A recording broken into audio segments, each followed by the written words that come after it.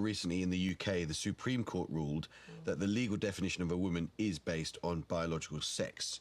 Is your message to the world of tennis that they should follow the lead of the UK Supreme Court and be that clear and that definitive? 100%. I think sports has always been on the front of social change and social progress.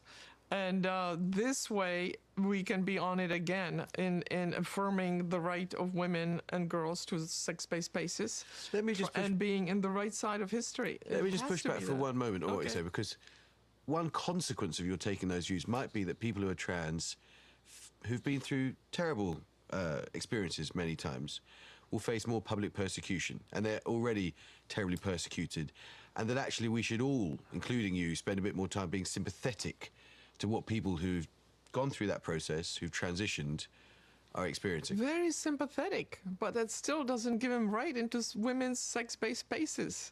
What about the women? What about the girls? And every athlete affects every girl on that pitch, on that playing field. Hi everyone, welcome back to the channel. So I'm sure you've heard by now, it was announced by the Women's Tennis Association that genetic testing is going to be introduced, something that people with common sense have been demanding for the longest time, because we have had way too many male athletes, and remember, one is bad enough, way too many male athletes infiltrating female categories across various sports. This should end all speculation. When we have male players who want to compete in tennis, they're going to have to compete in the correct category, not masquerade as female tennis players, not say they identify as being a woman. Absolutely not. This is what's going to protect the women's category. So the Women's Tennis Association just became the latest sports organisation to require players to take a genetic test to establish their eligibility to compete in the women's category. The WTA's updated women's eligibility policy requires players to undergo a one-time screening for the SRY gene, which is found on the Y chromosome and is involved in a male typical sex development. So if they find a Y chromosome, doesn't matter how you look, doesn't matter how you identify, doesn't matter whether you were born with abnormalities, that means that that person is male and is therefore ineligible to compete in the women's category. So players who test negative for the SRY gene will be immediately eligible to compete on the WTA tour. A positive result will prompt further medical assessment before a player can be cleared.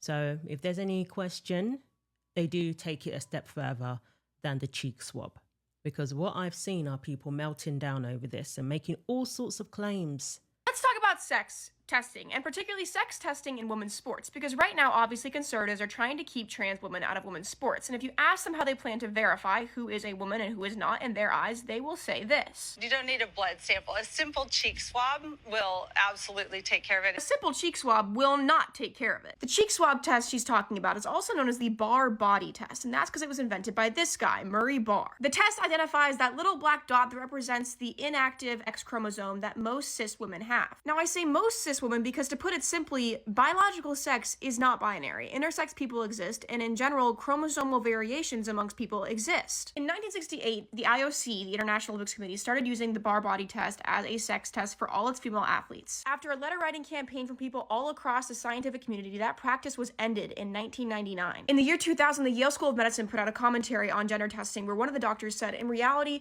gender verification tests are difficult, expensive, and potentially inaccurate. It wasn't just random scientists saying that the Barr body test shouldn't be used. No, Murray Barr himself wrote a letter in 1987 to the Canadian Olympic Committee where he said, please stop using my test for sex verification amongst athletes. That's not what it's for. He said it's, quote, been an embarrassment to me what's happening and the way that his test is being used to exclude women from sports. But at the end of the day, the conservatives are just going to keep moving the goalposts. As soon as they start getting results they don't like from the cheek swab test, then they're going to suggest reverting back to what we had before that, which was nude parades. That's exactly what it sounds like. And finally, I want to make something really clear. Obviously, when I talk about sex testing, I'm proving the point that this anti-trans athlete legislation is dangerous for all women, cis or trans. But it should be enough to you that anti-trans athlete legislation is dangerous for trans athletes. Shouldn't need to be explained that this affects everyone and not just trans people, because you should just care about trans people. If watching this as a cis person scared you a little, think about how trans athletes and trans people feel every day. I love women's sports. So just so we're clear, the people who are having meltdowns over this and making all sorts of irrational claims don't care about the accuracy of these tests, because they're perfectly happy for male athletes to compete in female categories. They're perfectly happy for identity to determine whether a man can compete in women's sports. These are the same people who advocate for such a thing. So they're going to make claims and saying that the cheek swab isn't accurate and it can cause women who look a certain way to be targeted. But they're all for men competing in women's tennis, simply based on whether they identify as a woman or not. These are the people who are all for male athletes with DSD competing in women's categories. And then they will make false claims and say that these men are actually women with high testosterone, and we're discriminating against women who have masculine features, African women, according to them. The Women's Tennis Association has announced that they will now be gender testing all of the players on the tour, and presumably if you don't measure up genetically, you won't be allowed to play. Now, the idea, I suspect, is to prevent trans women from playing. It's interesting, given that, to my knowledge, there are no out trans women playing professional tennis. It's also particularly sad for me, being somebody who's followed tennis my whole life, who grew up watching Billie Jean King and Chris Evert and Dr. Renee Richards. I remember when Dr. Richards had to sue the U.S. Tennis Association for the right to be able to play on the women's tour, and she won. One of her strongest supporters was Billie Jean King, who just happens to be a hero of mine. And Ms. King continues to be a staunch supporter of trans women in women's sport, unlike one of those other famous lesbian tennis players. To me, this is just a huge step backwards. And it's not going to go the way they think it's going to go. Here's my prediction.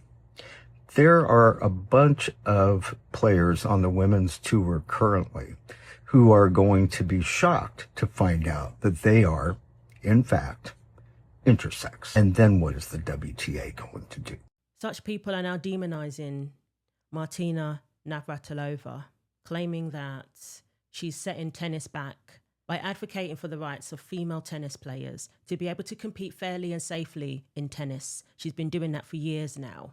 If they could, they would say that she's a Trump supporter and, you know, she's a bigot and all of this, but you can't do that with her because she's made it very clear that she does not like Trump. But they will still try to smear her because she stands up for the rights of female athletes. What they will fail to mention is Martina was actually friends with a male tennis player who identified as a woman, a well-known transgender tennis player back in the day who competed with women. So she's not transphobic.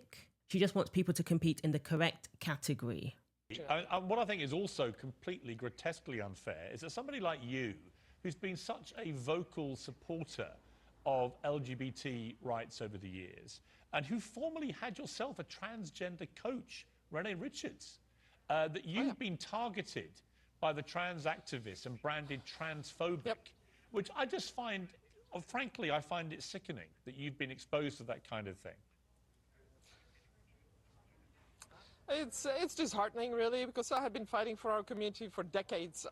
And I welcome Renee Richards with open arms. She's still a good friend of mine to this day. Now, I'm not saying that I'm not transphobic because I have a trans friend, but Renee Richards actually agrees with everything that I say about the transgender athletes in sports, trans women in sports. So it would be hard to call Renee transphobic, but some people say, oh, well, she's just too old to know better. Really? She's lived as a woman, a trans woman for 40-some years now, almost 50 years, and you're going to explain this to Renee Richards. Good to know. Yeah, Renee now says herself she should not be allowed to play when she played as a woman in the 70s. When she was in her 40s, she ranked top 30 in the world in her 40s when she hadn't been playing for a long time. So she knows she should not have been allowed to play then and is definitely saying the same things that I'm saying. So anybody who is living in reality and not an alternate reality should be able to admit that. Take a look around. Sports has categories. And it is the job of the sporting associations, especially the women's sporting associations, to protect the female category. We have seen female athletes have opportunities stolen from them. We have seen female athletes be excluded, even from podiums. But these activists couldn't care less. And they don't even ask themselves, why is it only the women who are required to compromise their opportunities, to compromise their safety in sport? Why is it only the women? We're not having this conversation about men's sports. Men don't have to take cheek swabs to prove that they are eligible to compete in their category. Why? Because their category is not under threat. Why is their category not under threat?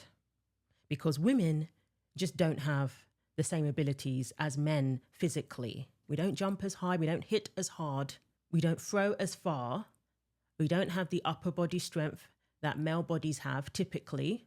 And when we're talking about athletics, when we're talking about sports, female athletes do not compete at the same level as men. Everybody knows this. Otherwise, we wouldn't even have women's tennis and men's tennis. Women aren't banned from competing in the male categories. If they want to, they can. I've not seen anything that officially bans them, but they simply can't.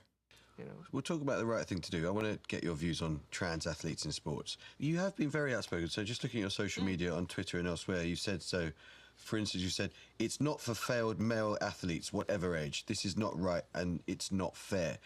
This to you is a question of morality, isn't it? It's about justice. And as you cast it, it's about being fair to women who are participating. Absolutely. And that there's a certain stepladder that you have to go through before you get to elite sports. So it starts really in high school.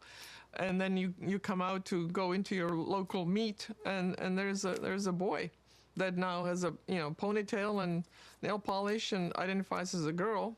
That's all fine and well, but the ponytail and nail polish does not a female make. And now these girls are like, I can't compete against that. I have no chance. What do you think about where tennis has got to? Because the WTA permits transgender women to participate if A, they provide a written and signed declaration that they are female or non-binary, B, their testosterone levels are below a certain limit for 2 years, and C, they sustain those levels. What do you think about that position that the WTA has got to? I think it's wrong. I think it's still wrong because, number one, you don't lose the 5 inches of built-in height. Average male is 5 inches taller than a female. Then you add arm length, you got like 7 inches. You got this much height just here. So I have to jump this much higher for an overhead as the guy, that identifies as a woman, to be on the same level. But we simply cannot compete against men, especially in tennis. We look at the serve that a man can produce, the speed of his serve compared to the top female tennis player or the fastest server in the women's category. They are not the same. It's on paper. This isn't even up for debate. Icons in tennis have said they don't want to compete against men. Did you ever think about that? That women don't want to compete against men? Men's tennis and women's tennis are completely almost two separate sports. So I'm like, if I were to play Andy Murray, I would lose 6-0, 6-0 in 5 to 6 minutes, maybe 10 minutes. Because no, it's true. It's true. It's a completely.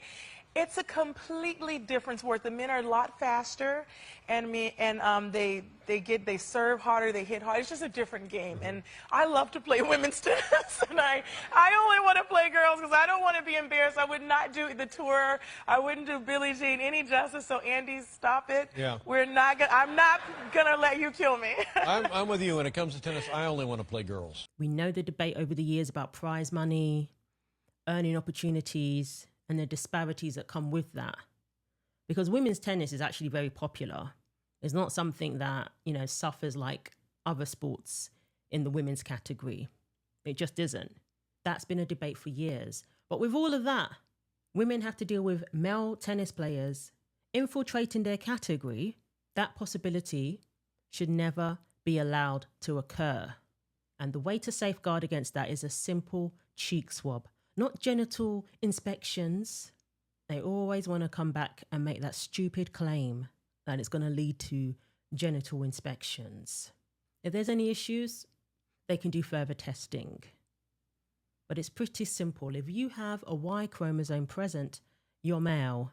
The term intersex is very misleading. I think we should just stick to the DSD description because nobody's a bit of both. Very misleading indeed. And there's a reason why they're using that word and using people who are born with abnormalities to push this agenda of allowing males to compete in women's sports. And then on top of that, they are using African women, perpetuating stereotypes, spreading racist rhetoric, quite frankly, being very insulting towards African women, saying that, well, we look like men, so we're going to be targeted because they think black women are not feminine, I guess. Caster Semenya is a man who has fathered children. He does not represent African women. A man cannot represent a woman. The only thing he has in common with African women is that he is African, but he is a man. The sorts of tests that disqualify athletes like Caster Semenya, Dudi Chan, Christine Maboma, and Beatrice Massalingi. Say nothing of Amina Toussaint, Margaret Wambui, and Francine Niyonsaba. Somehow just happens to exclude certain women of color. Stop using people like Caster Semenya as a representation of what African women look like, so therefore we're going to be targeted. Testosterone levels for women vary, but it is always within a certain range that only females can produce. Women cannot produce the testosterone levels of men because we don't have the testes. You know, the medical terms, what they tell me, you know, my testosterone, you know, being born, you know, without the uterus, you know, being born with internal testicles, those don't make me less a woman. It's just the differences that I was born with, and I embrace them. Contrary to what these lunatics have asserted, women don't have testes. These trans-identified male athletes, these male athletes with DSD, they themselves don't want to compete against men. And you're not calling them sore losers. You're not telling them that they have to get used to losing like everybody else. You're telling them that they have the right to cheat. They have the right to compete in the wrong category where they have an advantage and are obviously going to perform a lot better than they would competing against other men. You're telling them that that's their right. And the women are being called bigots. These women are even being told that they have to be all right with sharing a locker room with a man. All the things they claim is going to happen to women. This is why it's not good for women's sports, because women are going to be targeted. A simple cheek swab eliminates any confusion, any speculation, ends any accusation. The very fact that every woman would have gone through those eligibility tests means that they aren't going to be judged on how they look. It's quite the opposite, actually. So thank you to the Women's Tennis Association for introducing this common sense, basic level of protection that is going to ensure that women's tennis isn't held back, that women's tennis can go from strength to strength and not be derailed by male athletes infiltrating a category they have no business competing in. So let me know what you think. Thanks for watching. Like, comment and subscribe. Take care of yourselves, and God willing, I will see you in the next video. And a huge thanks to all of those who have hyped my videos. It is greatly appreciated.